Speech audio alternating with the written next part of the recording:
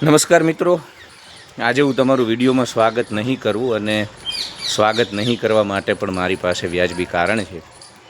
કેમ કે લોહી ભરેલા મોઢે તમે કઈ રીતે કોઈનું નવા વિડીયોમાં સ્વાગત કરો. તો આજે આપણે માત્ર વાત કરીશું એક એવી બે ગોજારી હૃદય કંપાવે એવી, કાળજુ કંપાવે એવી ઘટનાઓની, જેને સમગ્ર ગુજરાતને હચમચાવી દીધું છે.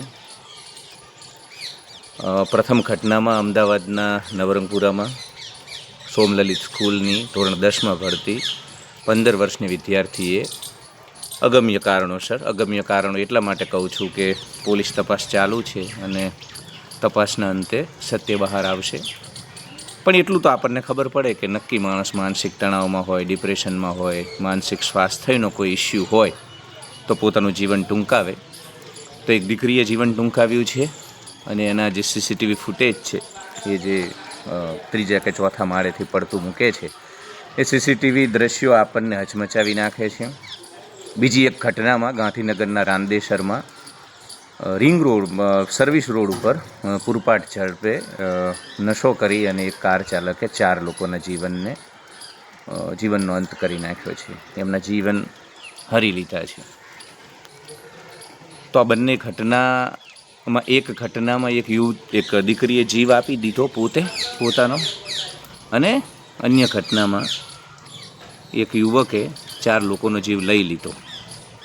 પણ આ બંને ઘટનાઓ પાછળ એક સામાન્ય કારણ છે, એક સરખું કારણ છે, અને એ કારણ છે નબળું માનસિક સ્વાસ્થ્ય. કેમ કે તમે 15 વર્ષની વયમાં ચાલુ ક્લાસમાં ચીસો પાડો, બૂમો પાડો, તો નિશ્ચિત તમારું માનસિક સ્વાસ્થ્ય, મેન્ટલ હેલ્થ ઠીક નથી. અને તમે દારૂનો નશો કરો તો સીધી વાત છે કે ભારતમાં બહુ ઓછા લોકો હશે જે મોજ મજા માટે આલ્કોહોલનું સેવન કરતા હશે. આપણા 90%થી વધુ લોકો ભારત કે ગુજરાતમાં જે કોઈ નશો કરે છે, દારૂનું કે અન્ય કોઈ પણ પ્રકારે કેફી દ્રવ્યોનું સેવન કરે છે, એ લોકો ક્યાંક ને ક્યાંક માનસિક સ્વાસ્થ્યના મુદ્દાઓને લઈને જ આ કરતા હોય છે. એટલે એ ભાઈએ નિર્દોષ લોકોનો જીવ લઈ લીધો, એને સજા મળશે, પોલીસે એને પકડી લીધો છે, કસ્ટડીમાં છે. પણ છેલ્લે તો એક નબળું માનસિક સ્વાસ્થ્ય જ આ બધી ઘટનાઓ પાછળ જવાબદાર છે. તમે નશો કરો, એટલી હદે નશો કરો ને તમે પૂરપાટ ઝડપે કાર ચલાવો, તો એના ઊંડાણમાં તમે જવો એ ઘટનાક્રમના, તો નિશ્ચિત આની પાછળ એક નબળું માનસિક સ્વાસ્થ્ય જવાબદાર છે. અને માત્ર આ ઘટનાઓના કારણે હું આવું કહું છું એવું નથી. વર્લ્ડ હેલ્થ ઓર્ગેનાઇઝેશન WHOનો રિપોર્ટ કહે છે કે આ દેશમાં દર 4માંથી 1 માણસ ક્લિનિકલ ડિપ્રેશનથી પીડિત છે.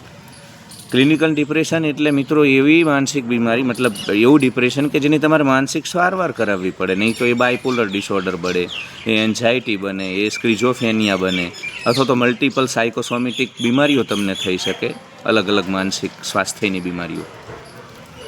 અને 150 કરોડના દેશમાં તમને નવાઈ લાગશે કે માત્ર 7,000 મેન્ટલ હેલ્થ પ્રોફેશનલ છે આપણી પાસે. એટલે સમજો તમે 150 કરોડ લોકો અને સામે 7,000, એમાં તો સાયકોલોજિસ્ટ આવી ગયા, સાયકિયાટ્રિસ્ટ આવી ગયા, NGOવાળા લોકો આવી ગયા, દીપિકા પાદુકોણ જેવા સેલિબ્રિટીઝ આવી ગયા જેમને લીવ લવ લાફ ફાઉન્ડેશનની શરૂઆત કરી, હની સિંહ જેવા લોકો આવ્યા. હની સિંહ ખુદ બાયપોલર ડિસઓર્ડરનો ભોગ બન્યા અને ત્યારબાદ હવે લોકોના સારા માનસિક સ્વાસ્થ્ય માટે કાર્ય કરી રહ્યા છે. હું આ બંને લોકોને એટલા માટે બિરદાવું છું કે એમને હિંમત દાખવી. કેમ કે ભારતમાં એક સૌથી મોટી સમસ્યા એ છે કે માનસિક સ્વાસ્થ્યને લઈ, મેન્ટલ હેલ્થને લઈ અને બિલકુલ જાગૃતતા નથી. ભારત દુનિયાનો સૌથી વધુ ડિપ્રેસ્ડ દેશ છે. One of the most depressed country of the world એ ભારત છે. અને છતાંય જે દુનિયાનો સૌથી વધુ ડિપ્રેસ્ડ દેશ છે, જે દેશના લોકોનું હેપીનેસ ઇન્ડેક્સ કથળેલું છે, મતલબ હેપીનેસ ઇન્ડેક્સના મામલે આપણે લોકો જે યુદ્ધગ્રસ્ત દેશો છે મધ્ય એશિયાના, અફઘાનિસ્તાનથી લઈ અન્ય દેશો, એના કરતાં પણ આપણે આપણું હેપીનેસ ઇન્ડેક્સ એટલે કે ખુશીનો સૂચકાંક, આપણે લોકો ખુશ નથી. તો આ બધું નબળું માનસિક સ્વાસ્થ્ય દર્શાવે છે. અને મેં કહ્યું એમ કે દીપિકા પાદુકોણ અને હની સિંહને આપણે એટલા માટે ધન્યવાદ આપીએ કે એ સેલિબ્રિટી હોવા છતાં એમને ખુલ્લો સ્વીકાર કર્યો કે હા ભાઈ ડિપ્રેશન હતું અમને, અમે સારવાર કરાવી. બાયપોલર ડિસઓર્ડર હતો હની સિંહને, એને ખૂબ ઘણા બધા પોડકાસ્ટ, ઘણા બધા પોડકાસ્ટમાં એમને ખુલીને કહ્યું કે ભાઈ આ જે એક ટેબુ છે લોકો સ્વીકાર નથી કરતા, એ ટેબુ હટવું જોઈએ, લોકો માનસિક તણાવનો, ડિપ્રેશનનો સ્વીકાર કરવા જોઈએ. કેમ કે ભારતમાં કેવું છે કે કોઈ એવું કહે કે હું ડિપ્રેસ છું અથવા તો ડિપ્રેશનમાં છું તો લોકો એને આજીવન ગાંડો ઘોષિત કરી દે. એટલે આ પ્રકારની જે એક સંકુચિત માનસિકતા છે એને લઈને બિચારા ઘણા બધા લોકો ક્યારેય સ્વીકાર નથી કરતા કે એ ડિપ્રેશનમાં છે કે એમની માનસિક સારવાર ચાલે, અથવા તો માનસિક સ્વાસ્થ્યને એટલું મહત્ત્વ આપવામાં નથી આવતું.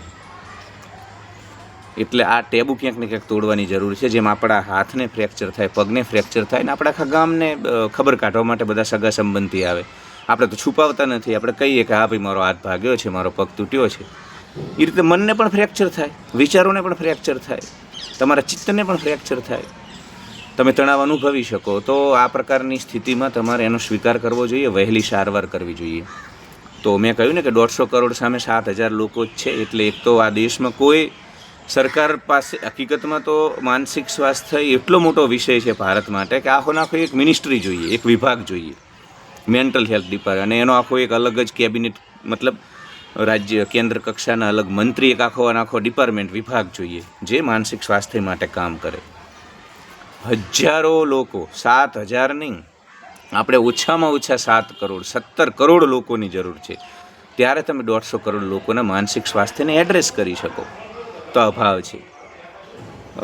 પ્રથમ ઘટનામાં જે યુવતી છે જેને પડતું મૂક્યું, એ સ્કૂલમાં પણ મને લાગે છે કે માનસિક સ્વાસ્થ્ય માટે કોઈ અલગ શિક્ષક નહીં હોય. કેમ કે આપણે આપણા સ્કૂલોમાં જરૂર છે, આપણે જેમ વ્યાયામ ટીચર હોય, વિજ્ઞાનના ટીચર છે, ગણિતના અલગ શિક્ષક હોય, એમ એક મેન્ટલ હેલ્થ, એક સાયકોલોજિસ્ટની જરૂર છે દરેક સ્કૂલને. કેમ કે જે પ્રકારે આ પ્રાઇવેટ ખાનગી શાળાઓ જે પ્રકારે શિક્ષણનો ધંધો કરી રહી છે અને એ શિક્ષણને એમને ધંધો બનાવ્યો છે, એટલે જે પ્રકારે ત્યાં વિદ્યાર્થીઓનું માનસિક સ્વાસ્થ્ય છે ખૂબ જ ચિંતાજનક છે. દર વર્ષે મનાલી હું કેમ્પિંગમાં છોકરાઓ લઈને જાઉં, જે રીતે વિદ્યાર્થીઓ એમના શિક્ષકો જોડે વર્તન કરે છે અને શિક્ષકો કશું જ નથી કરી શકતા. શિક્ષકો પછી અમને કહેતા હોય છે કે ભાઈ અમને શાળાના મેનેજમેન્ટ દ્વારા એવું કહેવામાં આવે છે કે આ તો કસ્ટમર છે ભાઈ, 3 લાખની 4 લાખની ફી પે કરે છે. એટલે એ ગુરુ શિષ્યવાળી પરંપરા એક તો નથી ક્યાંક ને ક્યાંક. એટલે શિક્ષણનું જે ખાનગીકરણ આપણે કર્યું ને એની સાથે સાથે આપણે ઘણું બધું ગુમાવ્યું છે. માતા પિતા મોંઘીદાટ ફી ભરે છે એમના દીકરા દીકરીના સારા શિક્ષણ માટે જેટલા જાગૃત હોય છે એટલા એમના માનસિક સ્વાસ્થ્ય માટે જાગૃત નથી હોતા.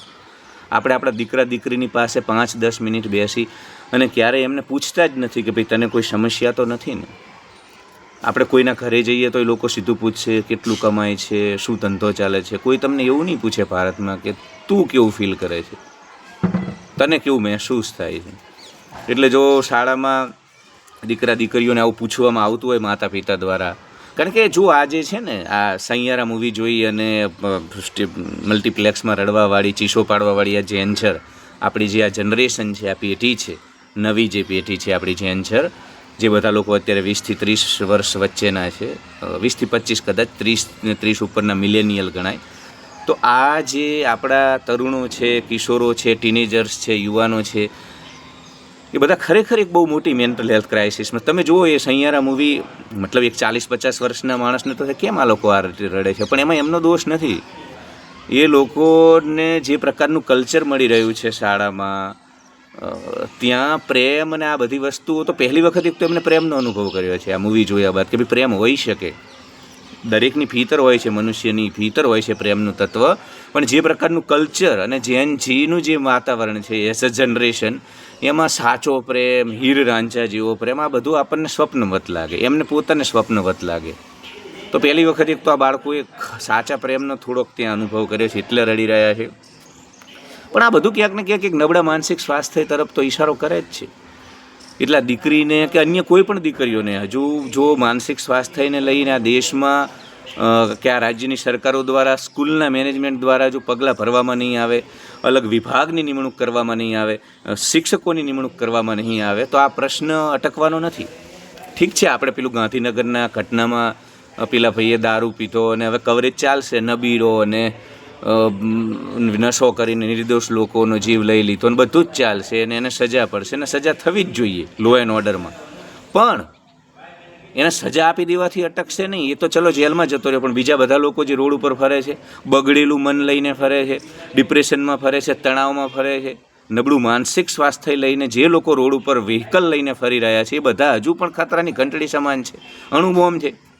હું તો કહું છું કે અત્યારે ભારતમાં જે ટ્રાફિકની સિચ્યુએશન છે, રોડ ઉપર જેટલા વાહનો છે એ જોતા તમે રોડ ઉપર જાઓ અને 50-100 કિલોમીટર ગાડી લઈ કે વ્હીકલ તમારું 2 વ્હીલ લઈ અને 15-20 કિલોમીટર જઈ અને ઘરે પરત આવતા રહો તો ખરેખર તમને એવું લાગે કે યુદ્ધભૂમિમાં જઈને માણસ જે પાછો આવતો અને એની પત્નીને જે હાશકારો થતો ને કે ભાઈ યુદ્ધભૂમિમાં ગયો, યુદ્ધ લડ્યું પણ જીવતો પાછો આવ્યો, એટલી હદે મતલબ આ કપરું છે રોડ ઉપર જવું.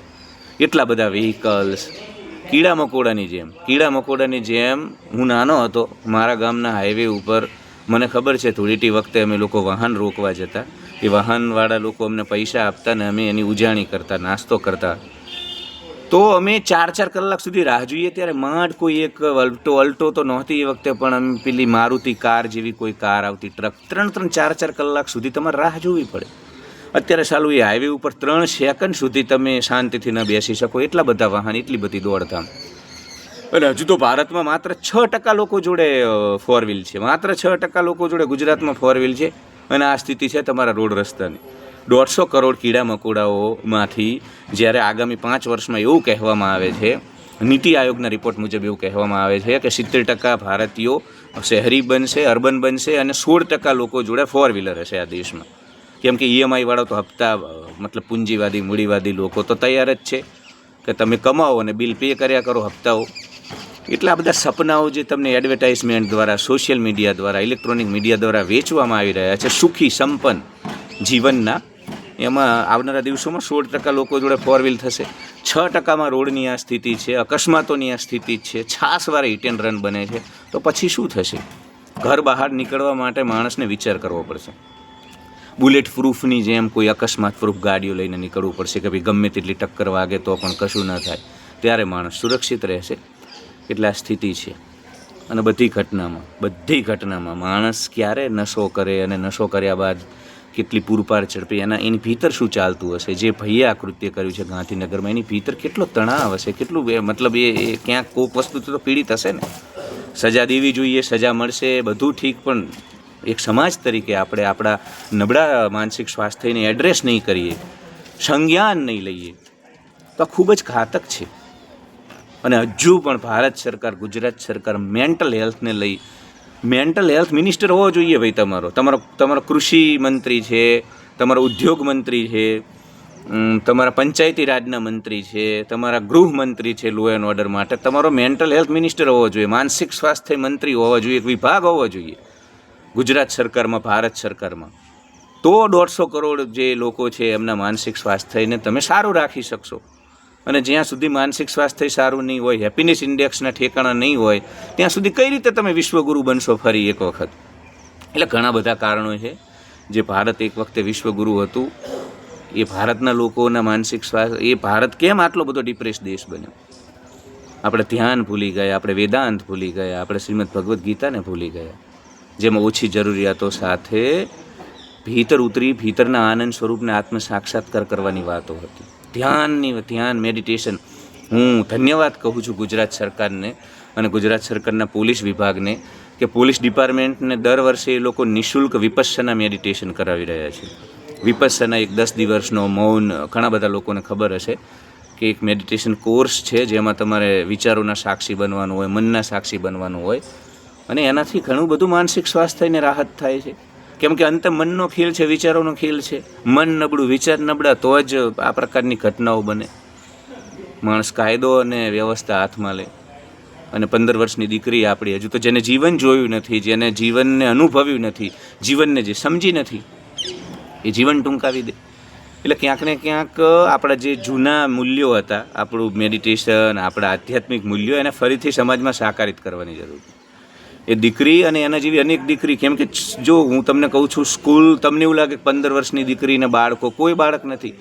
આ બધા જે એન્જર, આપણા જે ટીનેજર્સ છે ને, એમના પોતાની સમસ્યાઓ, સ્કૂલમાં અનેક સમસ્યાઓ, ત્યાં રેસિઝમ હોય છે, ત્યાં ઘણા બધું બુલિંગ કલ્ચર પણ હોય છે, માનસિક રીતે પ્રતાડિત પણ તમારા બાળકને ઘણી બધી વખત કરવામાં આવતું હોય છે. કોમ્પિટિશન હોય છે, પ્રતિસ્પર્ધા હોય છે, કેમ કે બાળકો કસ્ટમર છે, જેટલા પર્સન્ટાઇલ વધારે એટલી એ સ્કૂલ સફળ અને એટલી વધુ એ પોતાનો ધંધો કરી શકશે શિક્ષણનો. એટલે એ સ્કૂલની દુનિયામાં ઘણું બધું એવું હોય છે. આ ઘટના બની એટલે આપણને સામે આવ્યું એનો જે માનસિક તણાવ, પણ ઘણા બધા બાળકો, ઘણા બધા ટીનેજર્સ હજુ તણાવમાં છે, ડિપ્રેશનમાં છે, કેમ કે ત્યાં માહોલ બહુ જ ટોક્સિક હોય છે. Social media, electronic media, web series, આ બધાએ માનસિક રીતે પ્રદૂષિત કરી નાખી છે આપણી આખી જનરેશન.